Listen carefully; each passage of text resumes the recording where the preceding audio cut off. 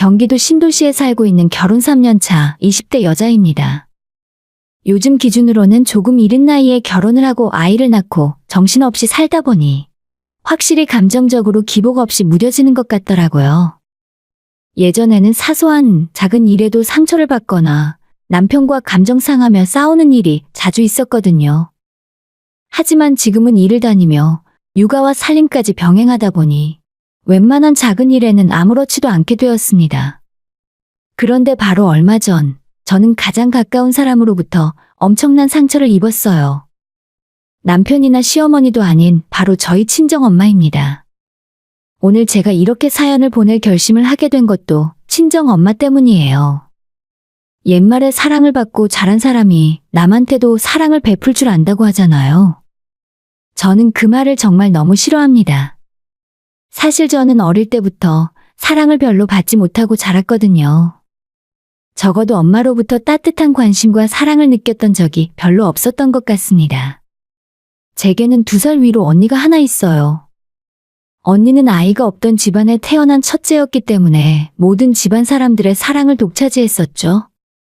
지금은 서로 왕래가 뜸해진 먼 친척들까지 제 이름은 기억 못해도 우리 언니의 이름은 모르는 사람이 없을 정도입니다. 저는 처음부터 언니와 전혀 다른 삶을 살았어요. 제가 태어나던 무렵에 작은 엄마 그리고 고모까지 한 달 내에 다들 아이가 태어났고 또 하필이면 그쪽은 모두 아들이고 당시에 태어난 새 아이 중 저만 딸이라서 아무런 어른들의 관심을 받지 못했습니다. 차라리 그냥 무관심한 상태로 컸으면 좀 나았을 거예요. 제가 태어났다는 소식을 들었어도 할머니, 할아버지는 병원에 찾아오시지도 않았습니다. 이미 딸이 있는 집에 또 딸이 태어나봤자 뭐 하냐면서요.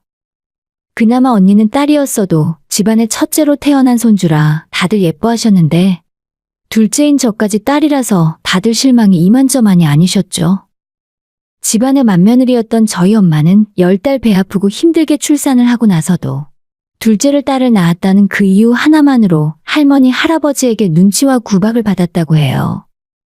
그러니 엄마가 저를 예뻐하실 이유가 하나도 없었겠죠. 어릴 때부터 자라면서 저는 늘 엄마한테 대놓고 차별을 당하면서 살았어요.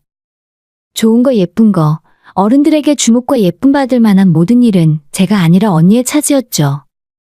외출할 때도 언니는 공주처럼 예쁜 옷에 머리에 알록달록 핀도 꽂아가며 꾸며주었지만 저는 항상 똑단발 짧은 머리에 언니가 입 다물려준 옷이나 칙칙한 무채색의 옷만 입히셨어요. 밝은 옷 입으면 빨래 많이 늘어난다고 항상 검은색, 회색 옷만 주로 입게 하셨던 기억이 있습니다. 그렇다 보니 저희 가족을 보는 사람들은 제가 이 집안 친딸이 아니거나 밖에서 데려온 아이라는 식으로 자기들만의 오해를 하기도 했었어요. 그래도 저는 어릴 때 엄마한테 잘 보이고 싶어서 노력을 많이 했었습니다. 어떻게든 엄마한테 관심을 받고 싶어서 공부도 열심히 했었고 각종 글짓기나 그림 대회를 참가해서 학교 안에서는 물론이고 도내 대회까지 나가 상을 받아오기도 했었죠. 뿐만 아니라 초등학교를 다니면서 집안 청소와 심부름도 나서서 했었고 속상한 일이 있더라도 부모님 앞에서는 표정을 숨기며 애교 부리고 일부러 더 웃기도 했었어요. 10살 남짓한 아이가 할 수 있는 모든 것들을 최선을 다해가며 노력했어요. 남들은 당연하게 누리고 사는 엄마의 관심과 사랑을 받고 싶다는 그 이유 하나였습니다.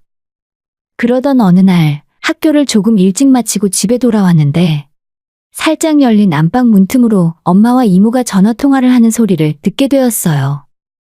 이야기를 엿듣고 싶지도 않아서 그냥 제 방으로 가려다가 갑자기 제 이름이 들리길래 발걸음을 멈추고 숨죽여 듣게 되었어요. 혜진이 그 기집애는 어쩜 애가 귀여운 맛이 하나도 없는지 몰라? 여우 같은 게 지언니 한번 이겨먹으려고 악바리처럼 공부하고 글짓기며 그림 그리는 대회 나가서 상 받아오더라. 얼마 전부터는 피아노도 배우겠다고 해서 피아노 학원도 보내고 있잖아. 뭐? 기특해? 기특하면 너가 데려다가 키울래? 걔가 얼마나 영악하고 가증스러운 줄 아니? 언제 한 번은 어떻게 반응하나 보려고 내가 크게 혼낸 적이 있었는데 눈물 한 방울 뚝 흘리더니 바로 생글생글 웃는 거 있지? 하여간 지 할머니랑 똑같이 생겨서 하는 짓도 완전 똑같아. 내 배 아파서 낳은 앤데도 정이 하나도 안 간다니까. 그 당시에 제 나이가 11살이었는데 그 어린 나이에 듣기로도 충격이었어요. 다른 사람도 아닌 제 엄마가 저를 눈엣 가시로 생각하고 있었다니.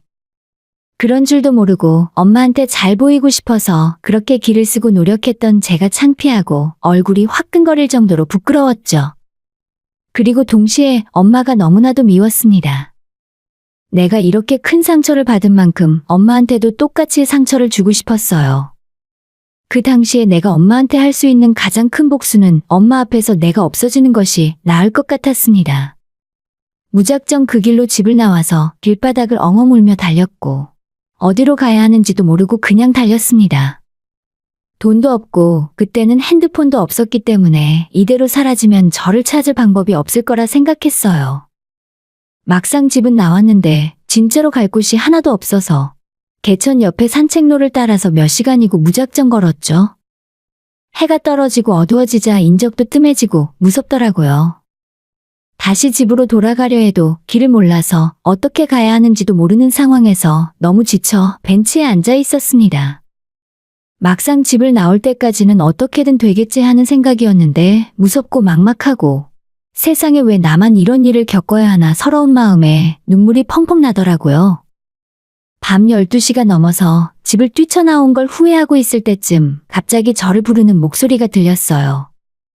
어떻게 알았는지 퇴근한 아빠가 저를 찾아오셨고 아빠의 목소리가 들리자마자 저도 모르게 달려갔죠. 감정이 복받쳐 올라 아빠 품에 안겨 한참을 울었어요. 그리고 그날 제가 들었던 이야기를 아빠에게 모조리 이야기했습니다. 집에 다시 돌아가고 싶지 않고 엄마 얼굴을 보고 싶지도 않다고 했어요. 결국 그날 밤 엄마와 아빠는 크게 다투셨고 언니는 저를 째려보며 만약 부모님이 이혼이라도 하시게 된다면 그건 전부 제 탓이니까 가만 안 둘 거라 하더라고요. 저는 어린 마음에 진짜로 나 때문에 부모님이 이혼을 하시는 게 아닐까 걱정을 하며 잠이 들었던 기억이 납니다. 다행히 부모님이 그 싸움 때문에 이혼까지 하시진 않았지만 그 뒤로 한동안 냉전 상태로 지내셨어요. 엄마는 역시 그 이후로 저한테 냉랭하게 대하셨고요. 그날 이후 저는 한 가지 결심을 하게 되었습니다. 어차피 엄마한테는 언니뿐이고 구질구질하게 사랑과 관심을 구걸하지 말자고요. 그때부터 저는 엄마의 사랑을 받기 위해 노력하는 짓 따위는 전혀 하지 않았습니다. 열심히 공부하고 좋은 대학 좋은 직장 구해서 내 능력으로 이 집을 하루라도 빨리 떠나야겠다는 생각뿐이었죠. 제가 고등학교를 다니고 있을 때 아빠가 암으로 투병하시다가 세상을 떠나셨고 그 뒤로는 본격적으로 이 집을 떠나기 위해 돈을 모으기 시작했어요. 그나마 이 집안에서 최소한의 인간 대우를 해주셨던 아빠가 돌아가셨고 제가 공부를 아무리 열심히 하더라도 엄마가 저를 대학까지 보내주실 리가 없었거든요. 고등학생 신분으로 돈을 벌 수 있는 방법이 많이 있는 건 아니라서 학교가 끝나면 패스트푸드점 아르바이트부터 인터넷 쇼핑몰의 피팅 모델 일도 하고 돈을 준다는 건 닥치는 대로 다 했어요. 그렇게 번 돈을 차곡차곡 다 모아두었고 20살이 되었을 때 저는 제 힘으로 집을 나와 살게 되었습니다. 남들은 집 떠나면 고생이라고 하는데 저는 오히려 그 반대였어요. 20살이 되어 이제는 아르바이트가 아니라 제대로 된 직장을 다니기 시작했고 200만 원이 넘는 월급은 혼자 살기에 충분한 돈이었어요. 다행히 회사에서도 좋은 사람을 만나서 언니들도 제게 잘해주고 사장님도 젊고 좋으신 분이라 힘든 일이 하나도 없었죠. 하지만 행복한 시간은 그리 오래 가지 않았습니다. 제가 회사를 1년 조금 넘게 다녔을 때 경영이 급격하게 악화되었고 사장님은 어쩔 수 없이 직원들을 내보낼 수밖에 없다고 말을 하셨습니다. 나이도 어리고 결혼도 안 해서 딸린 식구도 없던 저는 제일 먼저 짐을 싸서 나가게 되었습니다. 그래도 눈앞이 막막하진 않았던 건 사장님이 퇴직금도 넉넉하게 넣어주셨고 본인이 잘 아는 지인의 회사에 저를 추천해 주셔서 바로 계속 일을 이어서 할 수 있었다는 점이에요. 그곳은 일반적인 사무직은 아니었고 여성복을 주로 판매하는 쇼핑몰이었는데 아마도 사장님이 제가 고등학교 때부터 피팅 모델 일을 했던 경험을 알고 계셨기 때문에 이쪽으로 추천을 해주신 것 같았어요. 이곳의 사장은 30대 여자분이셨는데 무척 화통한 성격이었습니다. 처음엔 말도 엄청 거칠게 하고 술을 너무 좋아하는 것 같아서 약간 무서웠지만 오래 보고 친해지니 뒤끝없고 좋은 면도 있더라고요. 평생 집에서 엄마와 언니의 눈치만 보며 주눅들어 살다가 이런 사장님 밑에서 일을 하고 친해지니까 제 소심한 성격도 점점 바뀌어 가는 걸 느낄 수 있었습니다. 진상 손님들과 육두문자까지 써가며 싸움을 하고 화도 내보고 넉살 좋게 거래처와 가격 흥정도 할 수 있는 그런 성격도 저한테 있더라고요. 저는 정말 몰랐어요. 제 성격이 그렇게까지 바뀔 수도 있다는 걸요. 아무튼 그 사장님 밑에서 반년 정도 일을 했을 때 저한테 문득 이런 말을 하더라고요. 근데 정훈이랑 무슨 관계야? 난 걔가 사람 데려와서 잘 봐달라고 하는 걸 너 말곤 본 적이 없어. 정훈이라는 사람은 회사가 어렵게 되면서 이곳에 저를 소개시켜준 예전 직장의 사장님이었죠. 네? 무슨 관계라뇨? 그냥 사장님과 직원 관계였죠. 아니, 나는 두 사람 사이에 뭔가 있는 줄 알았는데. 정훈이가 아무 마음도 없는데 너를 잘 부탁한다면서 나한테 데려왔을 리가 없어. 그럼 저를 좋아하기라도 한다는 말씀이세요? 말도 안 돼요. 그냥 동생으로 생각하셨을 거예요. 저는 그 말을 깔깔대면서 웃고 넘겼어요. 애초에 예전 사장님과 저는 나이가 11살 차이가 났고 항상 저를 막내 동생 다루듯 했었으니까요. 저한테 업무 지시를 하고 나서도 마음이 놓이지 않았는지 항상 안절부절 못하다가 결국 본인이 가져가서 일을 다 하던 사람이었습니다. 회식 때 다른 직원들이 저한테 한잔하라고 술을 권하기라도 하면 이제 갓 20살 된 어린애한테 왜 술을 먹이냐고 펄펄 뛰면서 대신 마셔주었거든요. 그런데 저를 여자라고 생각한다니 말도 안 되는 일이라 생각했죠.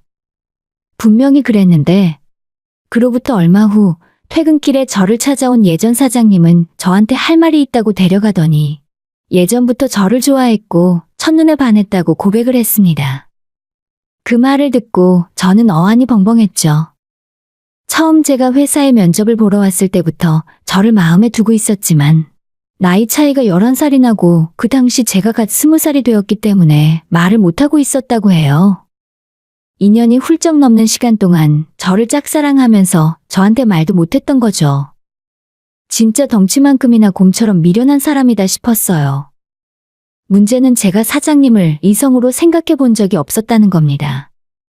나이 차이도 너무 많았고 제가 다니던 직장의 사장님이었는데 그런 쪽으로 상상이나 해봤겠어요? 성실하고 부지런하고 능력도 있다는 건 알고 있었습니다. 하지만 그렇다고 해서 연애의 감정이 생길 수 있는 건 아니잖아요. 일단 고백은 받았지만 저는 어려울 것 같다는 대답을 했고 사장님은 실망한 표정으로 먼저 일어나더니 조용히 돌아가셨죠.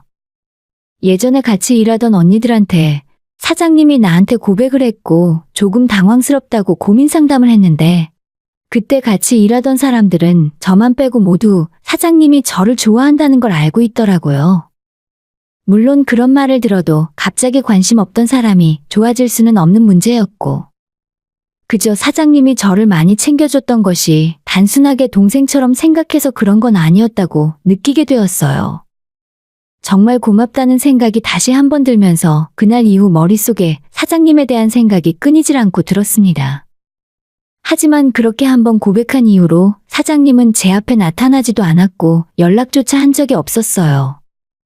종종 잘 지내냐, 새로 다니는 회사는 마음에 드냐, 괴롭히는 사람은 없냐고 안부 연락을 하던 사람이었는데 갑자기 모든 연락이 뚝 끊겼더니 신경이 쓰이더라고요.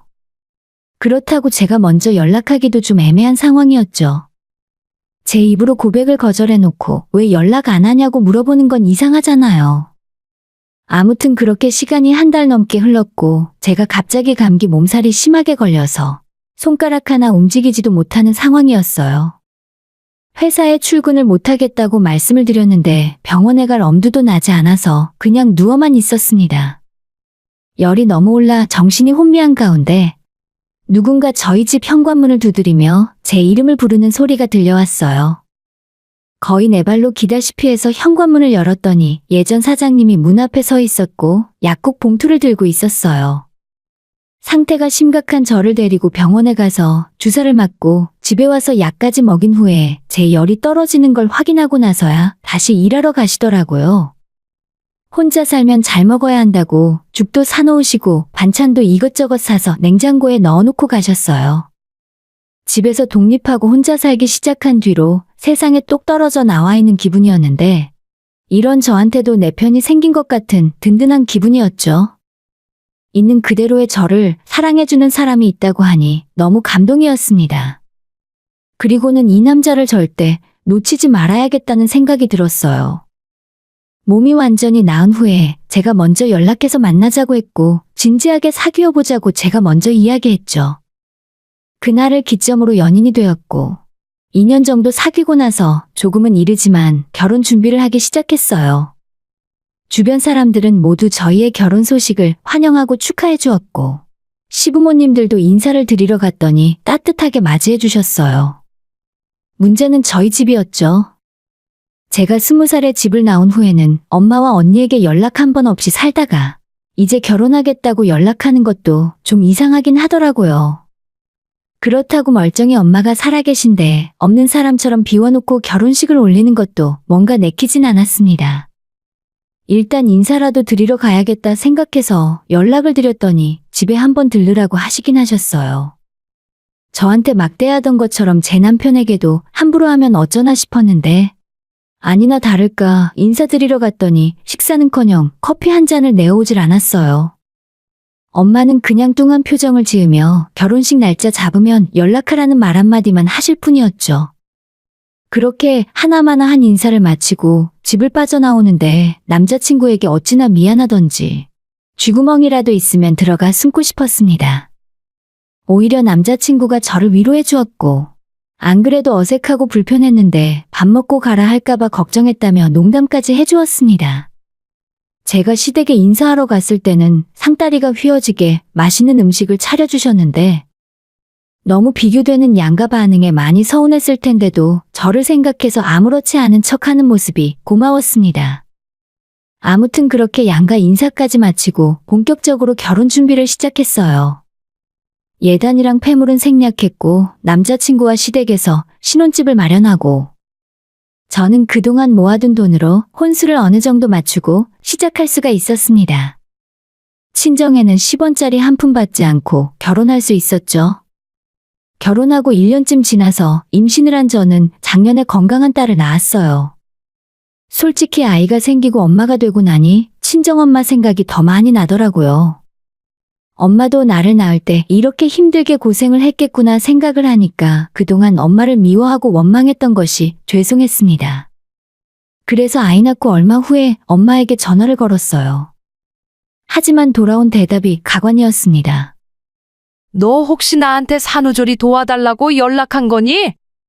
그런 거면 꿈깨. 난 너 낳고 둘째도 딸이라고 미역국도 제대로 못 얻어먹었어. 조리원에 들어가던 사람을 사서 하던 너가 알아서 해. 저는 산후조리 이야기도 꺼낸 적 없고 애초에 친정엄마가 불편했기 때문에 제 산후조리를 도와달라고 할 생각은 전혀 없었어요. 남편과 처음부터 조리원에 2주 동안 들어가기로 결정했고 퇴원하고 집에 돌아온 다음부터는 시어머니가 오셔서 도와주겠다고 말씀하셨거든요. 정말 저희 엄마답구나 싶었고 한순간이나마 엄마를 용서하고 이해해보려고 생각했던 제가 한심하다 싶었어요. 조리원 2주 동안 열심히 몸을 풀었지만 초산이다 보니 몸 컨디션은 금방 올라오지 않았습니다.